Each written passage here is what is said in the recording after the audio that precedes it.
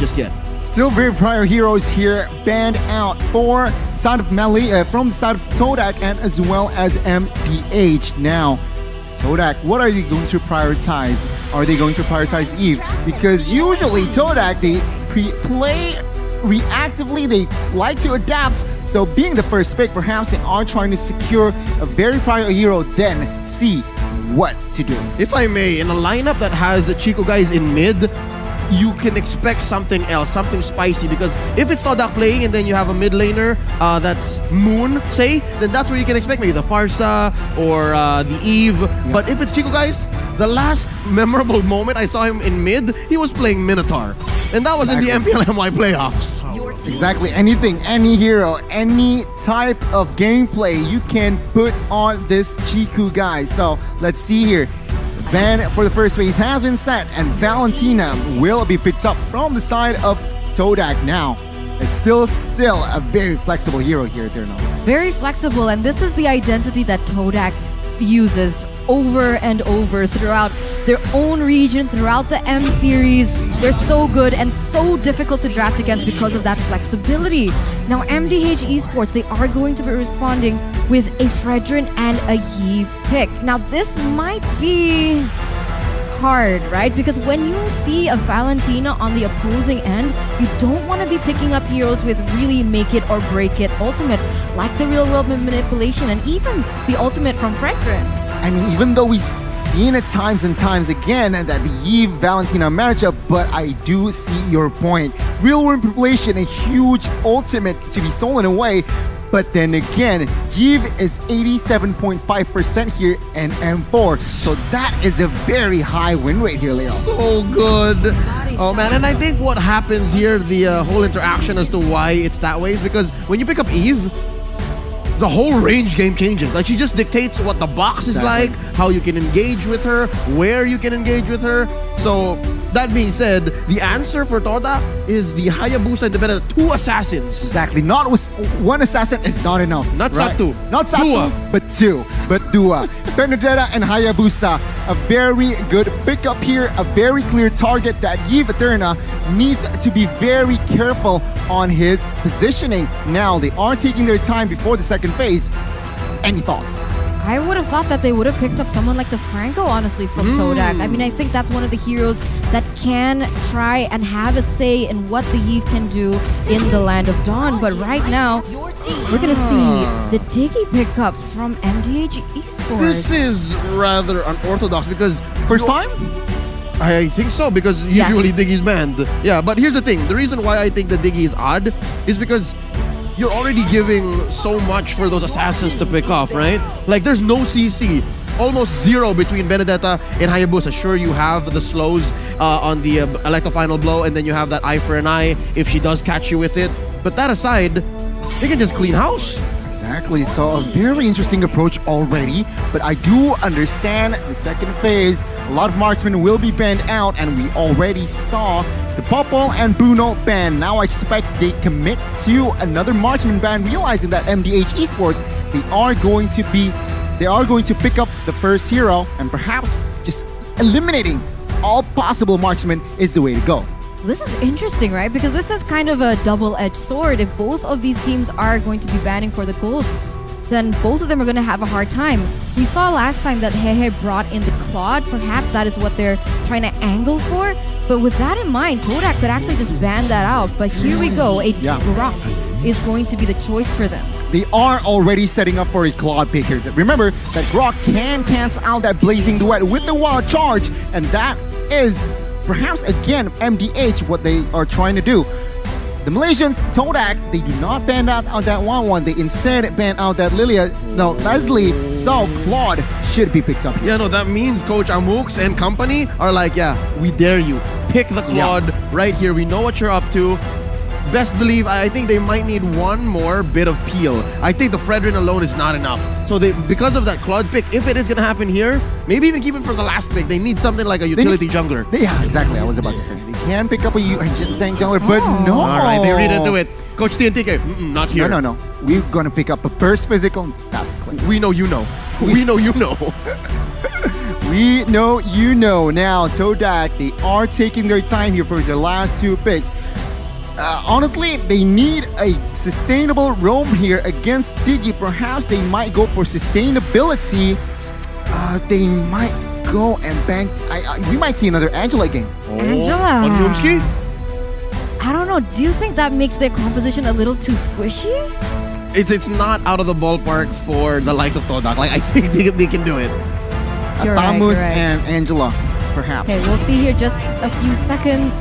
The Beatrix, interesting pick here for Todak. They are going to bank on her for that gold lane. Okay. And the Franco.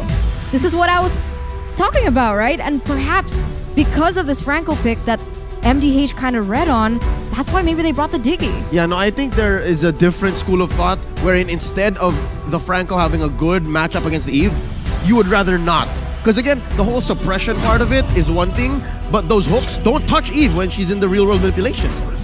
Exactly. So very interesting approach. Ballsy move from that Franco pick, but it seems like MDH Esports, they are convinced with the two fighters, Terizla and Fredrin, they are going to take this game. Fredrin will definitely fill the jungler position, and I don't know, Diggy, I like it, but has it enough damage from their side? That's the question here. That's Between the the question. Clint and the Eve, do you think that's enough? The Teresa has a potential to deal a lot of damage. Perhaps that Diggy will bring on Impure Age as well. Oh, Can we have bring the seen Divine Glaive. we have seen lethal Diggies. Exactly. Like Yeah. 4 or 5 auto alarm bombs could do the job, but here we go. Loading into the Land of Dawn. Once more, it's Todak versus MDH, and both sides are bringing in their own flavor, their own spice. I haven't been to Vietnam, so I don't know what kind of spice they're packing in their cuisine, but in their draft, boy oh boy, Coach TNTK, I love it. He swerved us with the Clint. Here we go. Game 1 in a best of 1. Todak versus MDH. Let's mind these rotations. Where are they starting? Jungler, oh, it seems like Welcome to Todak, they Mobile are going to Legends. start the orange. Meanwhile, from the side of MDH, they are going to start from the purple. So same last match. And I really want to check out anything. Is there anything been peculiar in terms of those spells and those items here? Okay, so flickers. 4 Maze brought in.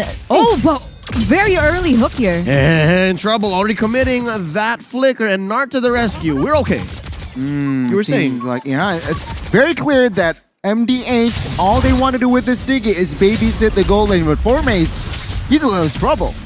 Oh, yo, this is what Formaze does. If I'm not mistaken, maybe a couple years ago, LaFell and Gideon were telling me that this is the signature Formaze gameplay, and he just goes into the back line. Again, we are going to witness that in today's match, but it's still a very clear 2v2 bot side. Remember that Clint has no flicker, so perhaps Rival here, who is clearing jungle bot side, might take advantage of that. We'll see. Early rotation, but top side, something is brewing up, but Vendetta can smell it. Oh, close call. Close to 1 HP almost. Yeah, he nearly got taken down there. There's a lot of emphasis, as you can see here, coming in. But wait a minute. Okay, Todak, they're playing very aggressive here in the early game. They're trying to put as much pressure as they can. Understanding they do have the Assassin. They do have Hayabusa as their jungler. And that's the kind of edge that they want to work on. Yeah. Please do note as well, Gnart will have that ever, so no Impure Age Diggy. Again, the damage from Yves and Clint, is it enough? Let's see. Potentially a huge clash here. My God. The King just leans into it. No penalty zone just yet. First blood drawn by Formaze in his debut game at M4. Beautiful, beautiful, beautiful. Todak now going to be leading in terms of that gold as well because they were able to get that neutral objective. Now, how are MDH going to try play about this, right? Because in terms of that early game, MDH has way more of ability to kind of work with. They need to be a little bit more safe when it comes down to that rotation, and they are trying to play for that, so they do still have the ability to come back in the game because it has only been 3 minutes. Oh my God, a flicker. Oh no! They chunked down on that cowboy. Another kill down bottom. I think that was a key kill. I think they really need to take care of Hehehe. And it's curious as to, oh, I guess why. Nart couldn't have done anything. Yeah, he was a little bit too far back here, but oh my God, another war is growing up. Oh, down bottom. Oh, real world manipulation committed here by Need My Help and pushes back Todak. picking their fights, picking their battles, a disciplined play from the Malaysians here. And again, MDH. Clint, main source of damage dealer, 0-1-0, level 4, not a good start. Todak, they are trying to expand in the map control and taking a look at the emblems. Nothing too significant, I guess, but take a look at Franco. He still wants more health regeneration, and of course, with that magic shot from Valentina, adds more cooldown. Again, the tempo has gone down. Why? Todak, they are very careful here in the early stages. They have the control, so not taking any gambles just yet. Oh, but here, Chico, guys, actually might get taken down in a 3v1. Oh, wow. He's still going to be able to get away, though. And on your point, it should have been that Clint had the upper hand in that lane, but because Todak have played so much to that bottom side, so much potential, but in the middle! Oh, need my help? He's the one who was calling for that. No one was helping him because that's a high and dry on rival, so that was dealing more damage than it should have.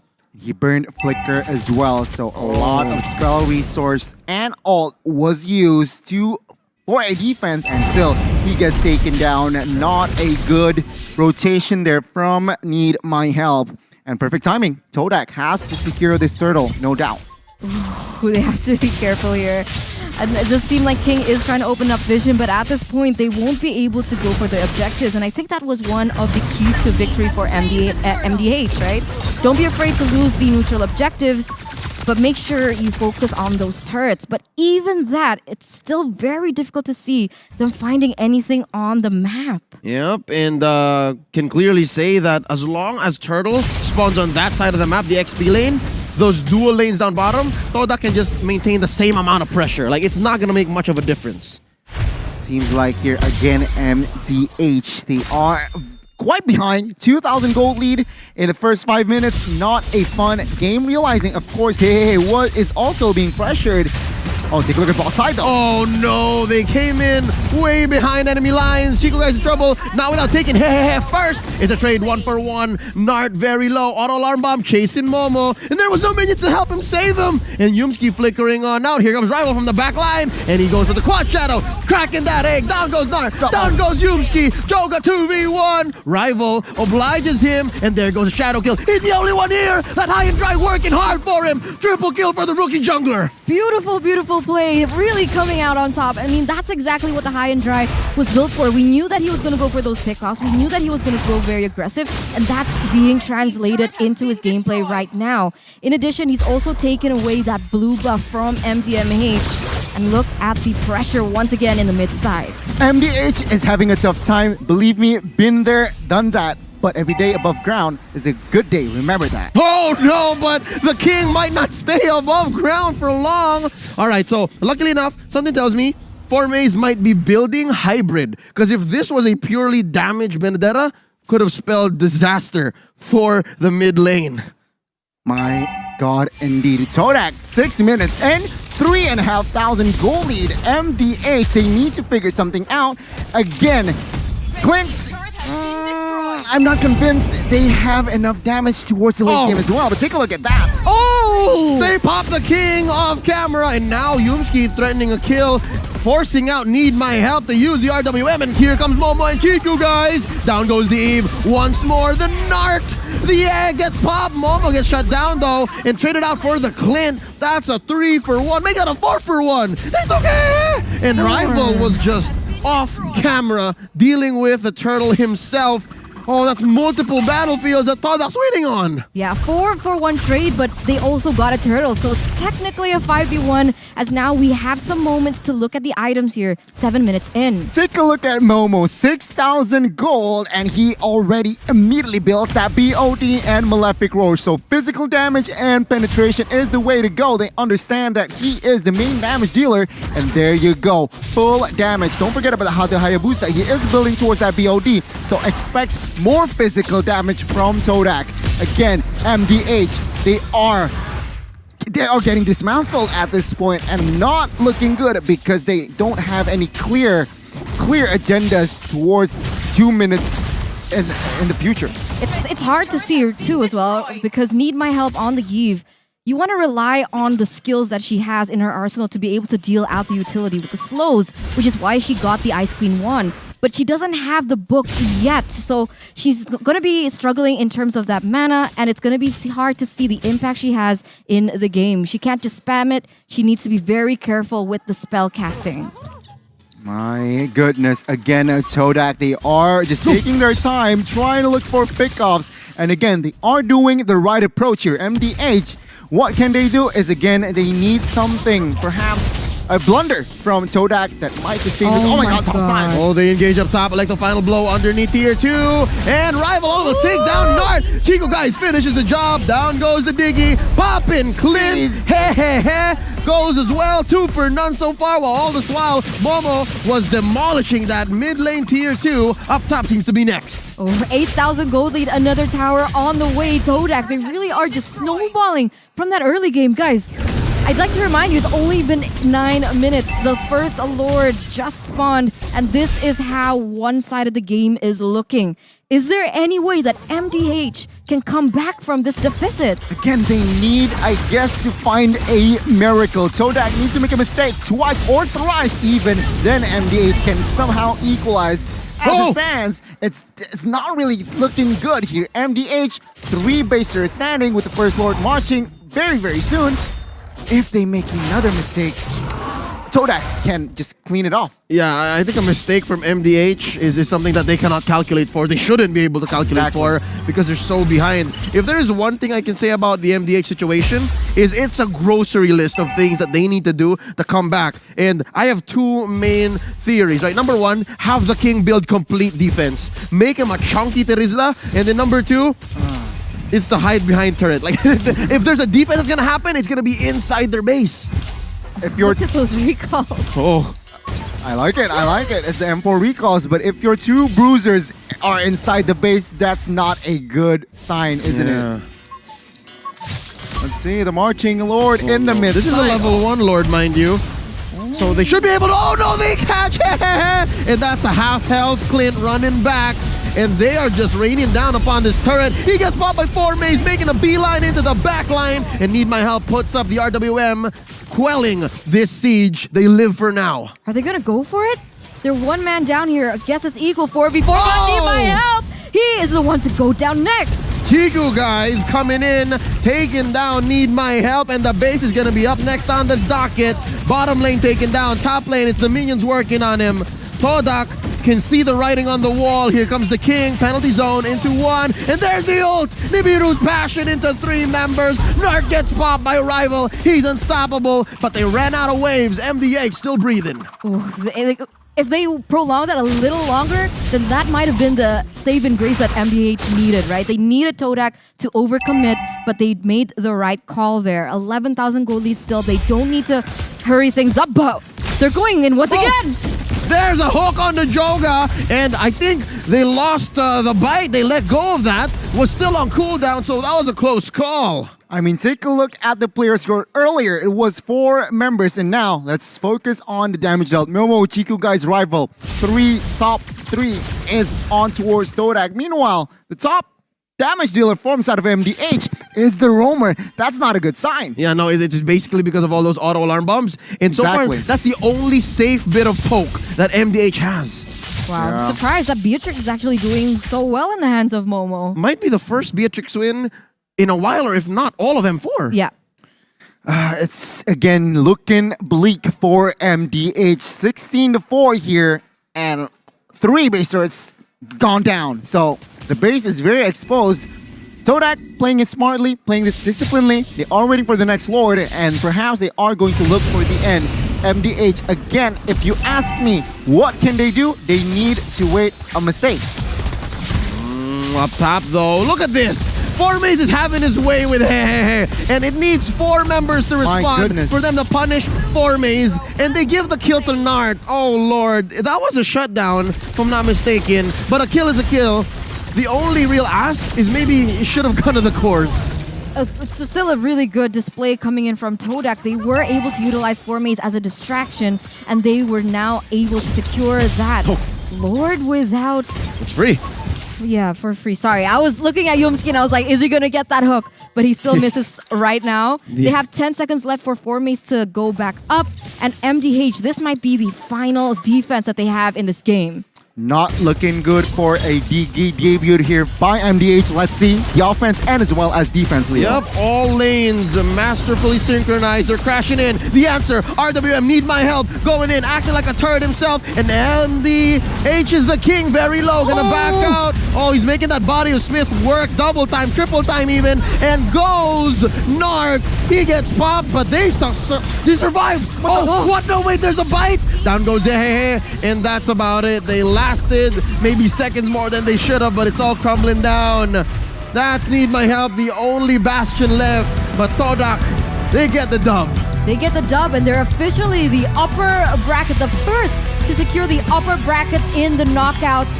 Congratulations to the Malaysian representatives.